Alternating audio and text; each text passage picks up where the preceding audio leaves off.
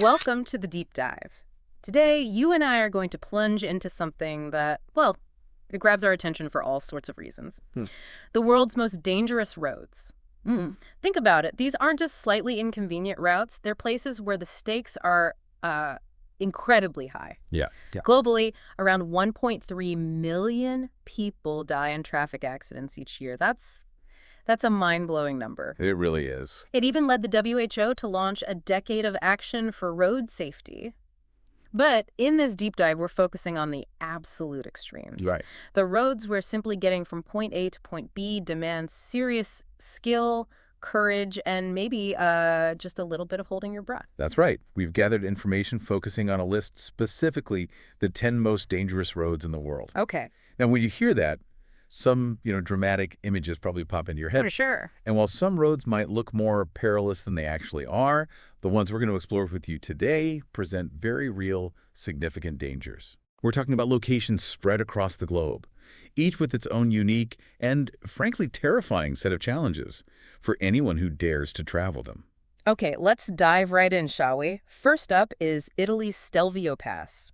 Ah, yes. When you see this road on a map, it looks like, well, like a plate of spaghetti thrown against a wall. Seriously. Chuckles lightly. Yeah, that's a good description. It's this crazy scribble of hairpin bends carved into the side of the Alps.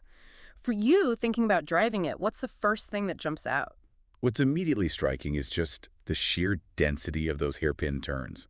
So many of them packed together. Right. Beyond the quantity, though, it's the nature of the climb itself. We're talking about an almost 2-kilometer ascent that is incredibly steep. Wow. And what separates your vehicle from a potentially fatal fall? A low concrete barrier, like really low. Yeah, that barrier looks like it might stop a tricycle, maybe. Exactly. It really brings home how dramatic landscapes often come with inherent risks, where even a minor error can have severe consequences. Absolutely. One of our sources mentions that looking down is strongly advised against, and you can absolutely see why. Oh, I bet. Just picturing that sheer drop with such minimal protection. Yeah, it's enough to make anyone's stomach turn. Now, from the twists and turns of the Stelvio Pass, let's move east. The Karakoram Highway in Pakistan. Okay.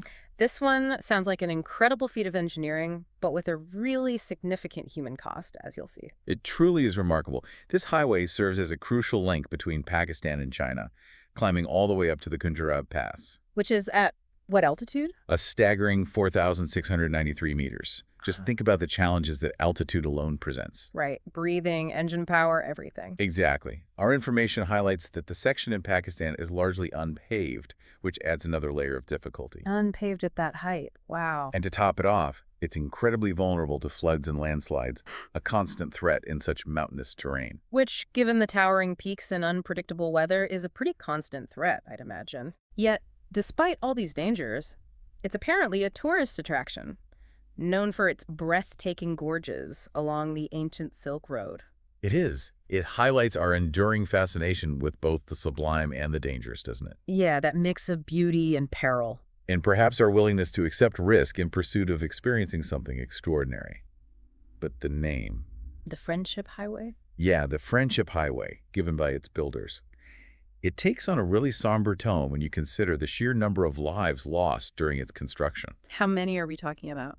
The sources we looked at mention 82 Chinese and 810 Pakistani workers died, mostly due to those very landslides. 810 Pakistani workers. That's huge. Really brings home the immense human sacrifice that sometimes underpins these impressive achievements. Absolutely. A sobering reminder.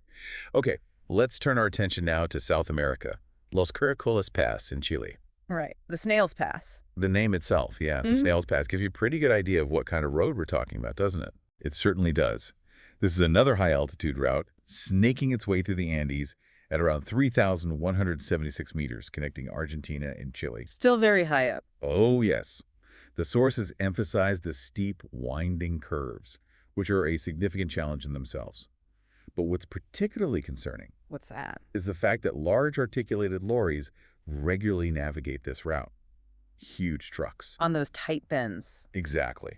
And often without the protection of any safety barriers. No barriers. With lorries? None. Yeah. Imagine the skill required to maneuver those massive vehicles around those tight bends with just a sheer drop on the other side. You see pictures of those huge trucks practically hanging off the edge, and it's genuinely terrifying. The thought of a driver misjudging a turn doesn't bear thinking about. Not at all. What kind of safety record does a road like that have? Well, specific recent stats aren't always easy to come by for these places, but the very nature of the road and the traffic it carries suggests a high level of inherent risk. Makes sense. Our information does note that tourist coaches occasionally use this pass when winter snow isn't blocking it. For the views, I guess. Presumably. But it also mentions that air travel is an option.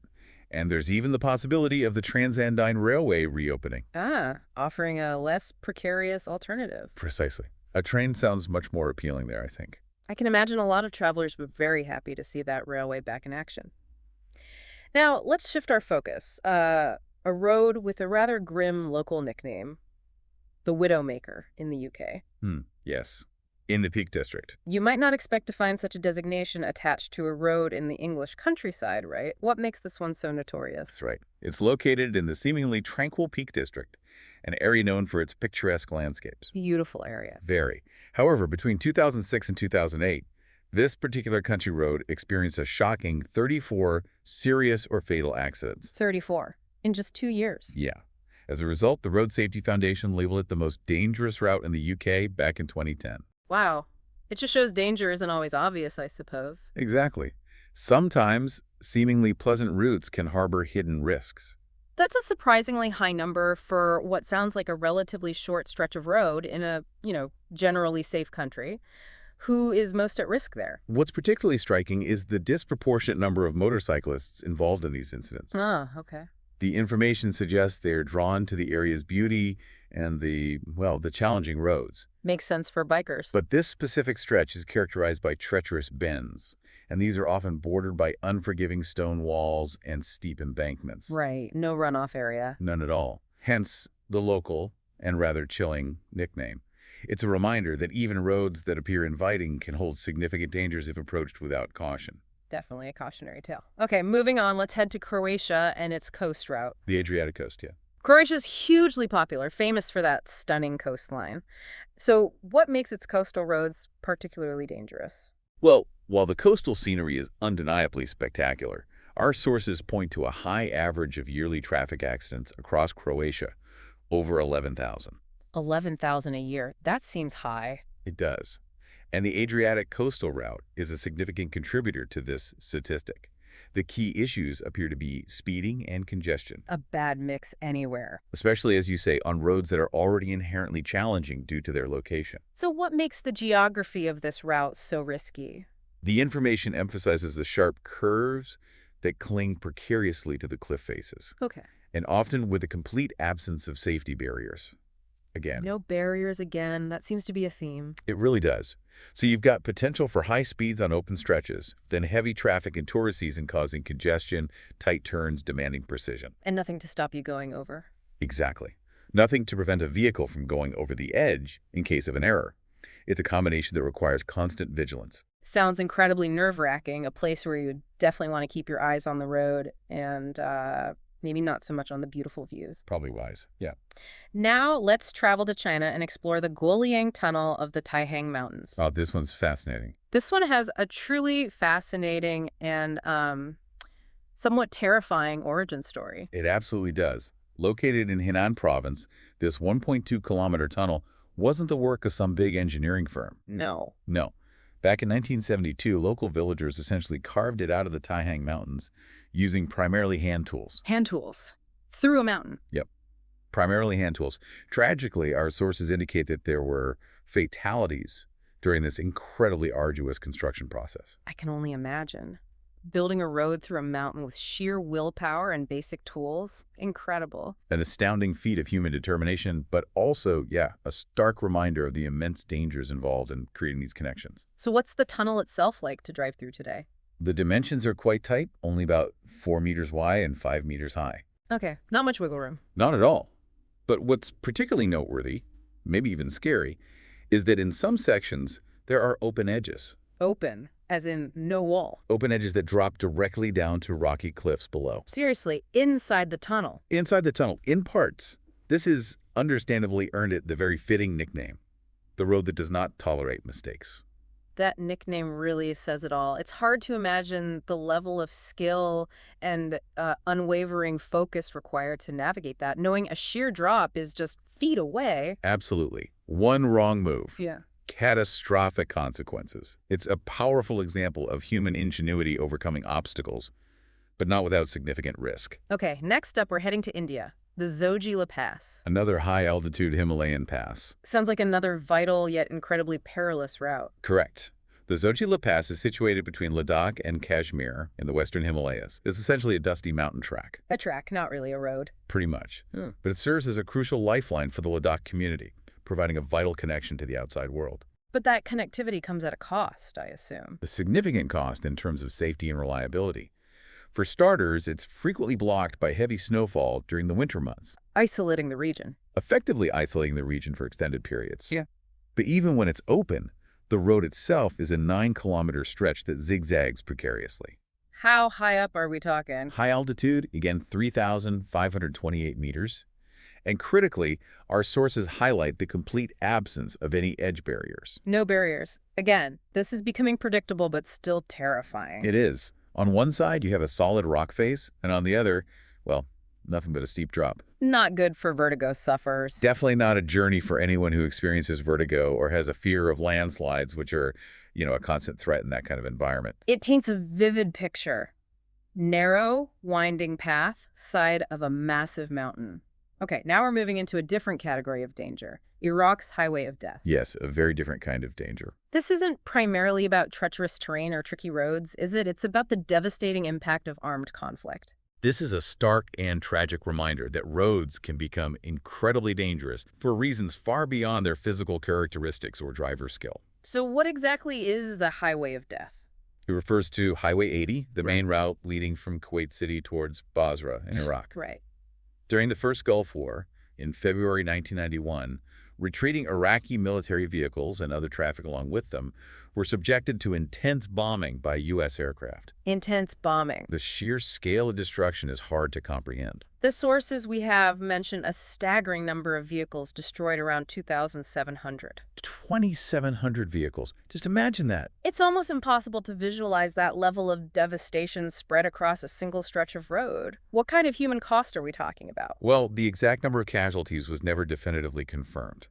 Estimates range quite widely, from several hundred up to potentially thousands of people. Wow, that's a huge range. It is. The televised images of the charred vehicles and the human remains shocked the world at the time. I can imagine. And the war actually ended just days after these horrific events were broadcast. It serves as a chilling example of how quickly a familiar route can become a scene of unimaginable suffering. Absolutely. A brutal reminder of fragility and the impact of conflict on everyday infrastructure. Okay, shifting gears once more. We come to a road that was once infamously known as the world's most dangerous. Bolivia's Road of Death. Ah, El Camino de la Muerte. Yes. What made this one stand out in our research? It had that official title for a while, didn't it? Yes. This approximately 65-kilometer stretch leading from La Paz down to Corico certainly earned its grim reputation. The Inter-American Development Bank actually declared it the most dangerous road in the world at one point. So, officially, the worst. For a time, yes. Our sources suggest that even someone known for their adventurous spirit might seriously reconsider taking this route on. It highlights the deadly consequences of extreme terrain mixed with human factors. What were the primary factors that made it so incredibly perilous? The key factor was the almost continuous and incredibly steep drop along pretty much its entire 65-kilometer length. Just a constant downhill plunge. A constant, unforgiving descent with very few, if any, safety measures in place. Just dirt track, cliff edge. Yet people still use it. Despite the obvious dangers, the information we have indicates that it has become a surprisingly popular route for adventure cyclists, mountain bikers. Really? Cyclists? That sounds insane. It does seem that way. However, the risks remain very real for everyone. Overcrowded buses, local trucks frequently use the road. And accidents still happen. Tragically, yes. Vehicles still occasionally fall off the edge, resulting in a horrifying estimated death toll of 200 to 300 people each year. 200 to 300 people a year. Still. There was the estimate when it held the title, and while a newer, safer road exists, the old one is still used, especially by cyclists in some local traffic. the danger persists. That annual death toll is just staggering. It really underscores the razor-thin line between the thrill of adventure and genuine life-threatening danger. Finally, we arrive at what one of our sources suggests might be the truest modern example of a most dangerous road: the traveling route from Jalalabad to Kabul in Afghanistan. Right. Now, your first thought might immediately jump to the instability and conflict in the region. And while the presence of Taliban activity certainly adds a significant layer of risk, our information emphasizes that the primary dangers of this 65-kilometer highway actually stem from two other key factors. Okay, what are they? Firstly, the road itself is incredibly narrow and relentlessly twisty as it climbs a significant 600 meters through the Kabul Gorge Highway. Just the physical road is tough. Very tough. Just picture trying to navigate that kind of terrain, especially in a large vehicle. Sounds challenging enough on its own, but our sources point to a second major contributing factor, right? The drivers. Exactly. The Afghan drivers, often operating fully loaded haulage trucks, are frequently described as engaging in incredibly reckless overtaking maneuvers. Overtaking on narrow, twisty mountain roads. Yes. So you've got an already difficult and unforgiving road made exponentially more dangerous by unpredictable and, frankly, aggressive driving behavior. That sounds like a recipe for disaster. It's a truly volatile and high-stakes environment where even a momentary lapse in judgment by any driver can lead to severe and tragic consequences for everyone around them. It paints a picture of a chaotic and incredibly risky environment where even a routine journey can quickly turn deadly. Well, as we look back at all 10 of these roads, what strikes you most? What's fascinating, I think, is the sheer range of factors. It's not just one thing. Right. We've seen extreme natural terrain like cliffs and mountains, unpredictable weather, snow, landslides, floods. A lack of basic safety features like barriers? Exactly. Then human factors like reckless driving or just the sheer volume of traffic sometimes. And as we saw with the highway of death, the devastating impact of armed conflict. Yeah, it covers everything from nature to human error to war. All play a critical role in making a road a place of extreme risk. Absolutely. And while these are certainly extreme examples, maybe distant for many of us, it really makes you think, doesn't it, about road safety in your own daily life. Definitely. Even on routes that seem relatively safe. Those global accident statistics we mentioned at the start, 1.3 million deaths a year, they're a stark reminder that danger can be present anywhere if we're not vigilant. So as we conclude this deep dive into some of the most treacherous roads our world has to offer, it leaves you with some powerful things to consider, perhaps. What is our collective willingness to build and travel on these undeniably perilous routes tell us about, the human need for connection, maybe? Or our ambition to overcome geography. Our ambition, yeah. Or perhaps even our complex relationship with risk. Yeah. When is it worth it? When weighed against necessity? Or maybe just the allure of adventure? That's a great question. Which of these incredible yet terrifying roads resonated most strongly with you, the listener? And what do you think that might say about your own perceptions of risk and maybe the human spirit? Yeah, it's certainly a lot to think about.